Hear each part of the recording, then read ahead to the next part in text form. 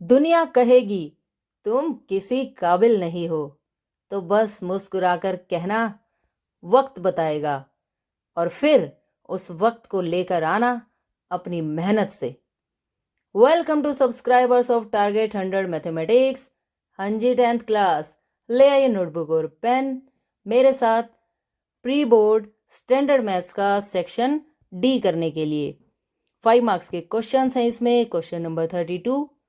ऋतु धारा के अनुकूल 2 घंटे में 20 किलोमीटर तैर सकती है और धारा के प्रतिकूल 2 घंटे में 4 किलोमीटर तैर सकती है। उसकी स्थिर जल में तैरने की चाल और धारा की चाल ज्ञात कीजिए। जो गति आपको ढूंढ के लानी है उसे मान लीजिए ऋतु की स्थिर जल में तैरने की चाल और धारा की चाल, इन दोनों को हमें मानना होगा x और y। माना ऋतु की स्थिर जल में गति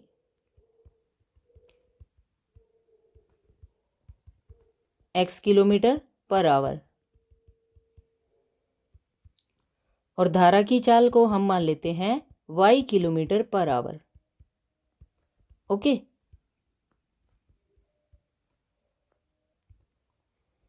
धारा के अनुकूल का क्या मतलब है? धारा के अनुकूल का मतलब है अगर ऋतु इस तरफ जा रही है और पानी का फ्लो, धारा की जो गति है वो भी इसी तरफ है, तो इसे कहते हैं धारा के अनुकूल होना। और जब भी धारा के अनुकूल बात चलती है तो जो स्पीड होती है वो प्लस हो जाती है, यानी x + y kilometre per hour. जब धारा के अनुकूल बात चल रही है तो वो 20 किलोमीटर की दूरी तैर के तय करेगी 2 घंटे में। समय क्या है? 2 आवर्स, 2 घंटे। दूरी का क्या फॉर्मूला होता है? दूरी का फॉर्मूला होता है गति गुणा समय। ये फॉर्मूला इंग्लिश में आप बड़े ही अच्छे से लर्न कर सकते हैं। दूरी को इंग्लिश में कहते हैं distance. S for speed, T for time. Speed into time. Okay, गति है x + y, समय है 2, दूरी है 20। गुणा वाले नंबर इधर आकर भाग में, और 20 को जब आप 2 से भाग करेंगे तो 10 आएगा। ये बन गई फर्स्ट इक्वेशन। ये है धारा के अनुकूल, ऐसे। ओके, अब देखिए धारा के प्रतिकूल। धारा के प्रतिकूल का क्या मतलब है? अगर ऋतु को इस साइड जाना है लेकिन जो पानी का फ्लो है वो है इस तरफ, तो ऐसे में ऋतु की फोर्स ज़्यादा लगेगी क्योंकि पानी इस तरफ आ रहा है, तो जो स्पीड है वो सब्ट्रैक्ट हो जाती है, x - y kilometre per hour. दूरी उसने कितनी तय की है? 4 किलोमीटर। समय 2 घंटे। यहाँ अगेन हम यही वाला फॉर्मूला लगाएंगे, दूरी बराबर गति गुणा समय, यानी distance is equal to speed into time. दूरी कितनी है? 4, स्पीड है x - y और टाइम है 2। मल्टीप्लाई वाले नंबर दूसरी साइड आकर डिवाइड में, 4 का हाफ होता है 2। ये बन गई सेकंड इक्वेशन। इन दोनों इक्वेशंस को हम सिंप्लीफाई करेंगे, वहां से x और y की वैल्यूज आ जाएंगी। समीकरण 1 व 2 को जोड़ने पर, यहाँ ऐड करने से ही काम चल जाएगा। फर्स्ट इक्वेशन है x + y = 10, x - y = 2, y से y कट, 2x = 12, x की वैल्यू आ गई 6। x की इस वैल्यू को आप किसी भी इक्वेशन में पुट करें, वहां से y की वैल्यू आ जाएगी। x के प्लेस पर आपको 6 लिखना है। 6 + y = 10, प्लस का 6 राइट साइड जाकर माइनस में, और 10 - 6 की वैल्यू आ गई 4। एक्स और वाई जो आपने माना था वे आंसर्स आ चुके हैं। एक्स थी ऋतु की स्थिर जल में गति। ओके, तो लास्ट में आप लिखेंगे अतः। ऋतु की स्थिर जल में गति 5 मार्क्स के क्वेश्चन हैं। अगर आप अच्छे से लिख कर आएंगे तो आपको अच्छे ही मार्क्स मिलेंगे। 6 किलोमीटर पर आवर। पेपर ऐसा करके आओ कि जिसे मैथ्स ना भी आता हो उसे भी क्वेश्चन समझ में आ जाए, तब नंबर आते हैं। Now question number 33। ये धारा की चाल आ गई है, y की value 4 kilometre per hour. Okay, question number 33। सिद्ध कीजिए यदि त्रिभुज की एक भुजा के समांतर अन्य दो भुजाओं को अलग अलग बिंदुओं पर प्रतिच्छेद करने वाली रेखा खींची जाए तो अन्य दो भुजाएं एक ही अनुपात में विभाजित हो जाती हैं। ये तो थेल्स थ्योरम है ना। और ये क्वेश्चन, ये थेल्स प्रमेय हम पहले कर चुके हैं। इस क्वेश्चन को जिस वीडियो में से करना है उसका लिंक है डिस्क्रिप्शन में। बस आपको वो लिंक ओपन करना है और डायरेक्ट इस टाइम पर पहुंच जाना। ओके, यहां से आपको ये थेल्स प्रमेय करनी है। Question number 34। एक गुलाब जामुन में उसके आयतन की लगभग 30% चीनी की चाशनी होती है।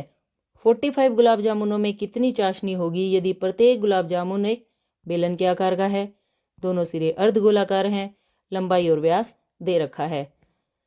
जिन बच्चों ने पहले इस क्वेश्चन को कर रखा है उन्हें याद आ गया होगा, है ना। इस क्वेश्चन को करने का लिंक भी वीडियो के डिस्क्रिप्शन में है। आप वहां डायरेक्ट इतने मिनट पर जाएं और इस क्वेश्चन को करें। बेसिक मैथ्स का ही ये पेपर है, प्रैक्टिस पेपर 4 में से आया हुआ है और इस क्वेश्चन का आंसर है 338.184 क्यूबिक सेंटीमीटर।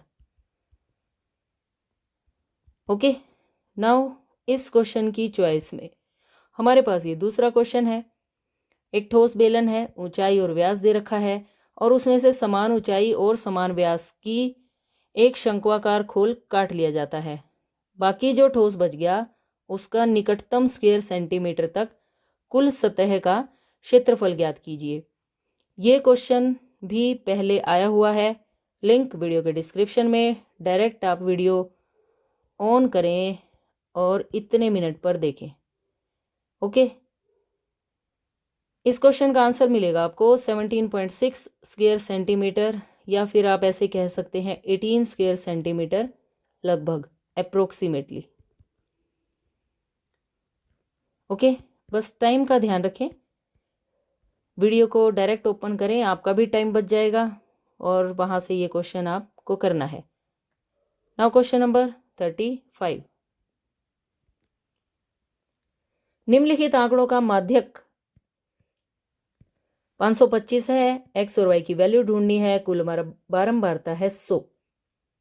ये डाटा गिवन है और ये क्वेश्चन भी HBSC के सैंपल पेपर में से ही है। Question number 35। वीडियो का लिंक डिस्क्रिप्शन में मिल जाएगा। 25 मिनट 56 सेकंड पर आपको जाके वहां से ये क्वेश्चन करना है। एक्स की वैल्यू आएगी 9 और वाई की वैल्यू आएगी 15। Okay, now section E.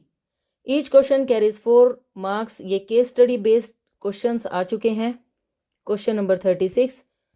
किसी कक्षा में 4 मित्र बिंदुओं ABCD पर बैठे हुए हैं। देखो ये वही क्वेश्चन आ गया चंपा और चमेली वाला। चंपा ने क्या कहा था कि ABCD एक वर्ग है और चमेली ने मना कर दिया था। हमें डिस्टेंस फॉर्मूले का यूज करके ये बताना है इनमें से कौन सही है। तो इसमें से चंपा सही है। ये क्वेश्चन बेसिक मैथ्स में से ही है। वीडियो का लिंक डिस्क्रिप्शन में। 17 मिनट 20 सेकंड पर जाकर आपको ये क्वेश्चन वहां से देखना है। इन सभी दूरी, ये वाली जो डिस्टेंस था AB, BC, CD और DA, ये सभी दूरी आई थी 3√2। और किसका कथन सही है? चंपा का कथन बिल्कुल सही है। ओके, क्वेश्चन नंबर 37, अगेन ये वही क्वेश्चन आ गया। देखिए, ये 80 मीटर चौड़ी सड़क है, समान लंबाई के खंभे हैं, हमें इन खंभों की ऊंचाई ज्ञात करनी है और इस पॉइंट की इनसे दूरी ज्ञात करनी है। आया याद आपको? ये 60 और ये 30, ये क्वेश्चन भी बेसिक मैथ्स का ही है। जब आप यहाँ से इस क्वेश्चन को करेंगे तो उसके साथ साथ ही ये नेक्स्ट क्वेश्चन भी हो जाएगा। बेसिक मैथ्स में ये वाला क्वेश्चन 37 है और ये वाला क्वेश्चन 38। ओके, तो लगातार आपके ये दोनों क्वेश्चन हो जाएंगे 36 और 37।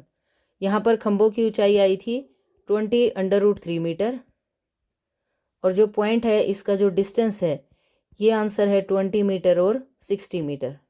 Okay, now question number 38।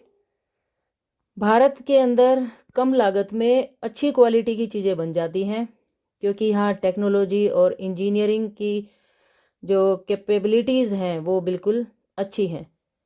किसी फैक्ट्री में ये टीवी सेट का उत्पादन है, छठे वर्ष में इतने, 9वें वर्ष में इतने सेट बनाए। इन क्वेश्चंस के हमें आंसर देने हैं। इन 8वें वर्ष के दौरान कितना उत्पादन हुआ, पहले 3 सालों के दौरान कुल उत्पादन लिखें और किस वर्ष में उत्पादन दिस है। ये क्वेश्चन भी प्रैक्टिस पेपर 3 का है। बोर्ड की साइड पर जो 4 प्रैक्टिस पेपर आए हुए हैं ये क्वेश्चन प्रैक्टिस पेपर 3 में से है। वीडियो का लिंक आपको डिस्क्रिप्शन में मिल जाएगा और जैसे ही आप वो वीडियो ऑन करेंगे उसमें पहला ही क्वेश्चन है ये। Okay, first question section E का। इस क्वेश्चन को आप वहां से करेंगे। यहाँ पर फर्स्ट पार्ट में 8वें वर्ष के दौरान उत्पादन बताना है यानी A8, इसकी वैल्यू आएगी इतनी। सेकेंड पार्ट में कुल उत्पादन बताना है 3 सालों का यानी S3, इसका आंसर ये आएगा। And then third part, N की वैल्यू ढूंढनी है कि कौन से साल में 29200 टीवी के सेट बने होंगे, तो N की वैल्यू आएगी 12th ईयर। ओके, और इसी के साथ ये पेपर फिनिश हो गया है। आप सभी को इन क्वेश्चंस को बहुत अच्छे से करने हैं। Thanks for watching, bye bye, take care. Channel को सब्सक्राइब करना बिल्कुल मत भूलना, वीडियो को लाइक करें, शेयर करें। ओके।